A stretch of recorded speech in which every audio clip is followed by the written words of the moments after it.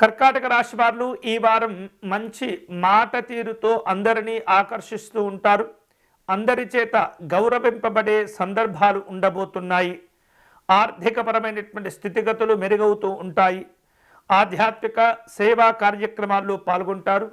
వృత్తి ఉద్యోగపరమైనటువంటి అంశాల్లో అప్పగించినటువంటి పనుల్లో బాధ్యతలన్నీ కూడా పట్టుదలతో పూర్తి చేయగలుగుతారు. గృహ నిర్మాణాది కార్యక్రమాలన్నీ కూడా సానుకూలమవుతుంటాయి.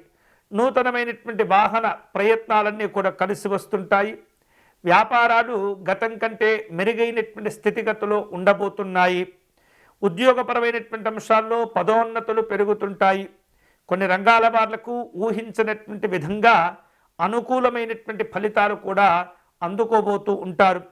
వారం ప్రారంభంలో కొంత వృత్తి విద్య ఉద్యోగపరంగా ఎదుర్కొన్నటువంటి సమస్యలు వారం పూర్తి అయ్యేటప్పటికీ కూడా అన్నీ కూడా సర్దుకుంటాయి.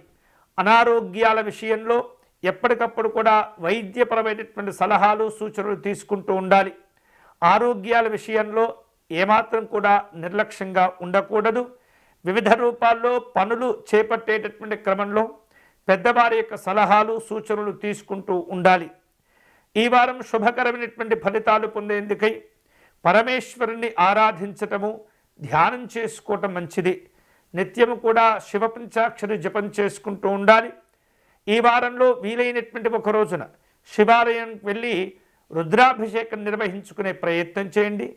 గంగాజలంతో స్వామివారిని అభిషేకం చేసే ప్రయత్నం చేయండి. అన్ని రకాల శుభ ఫలితాలు కలిసి వస్తాయి.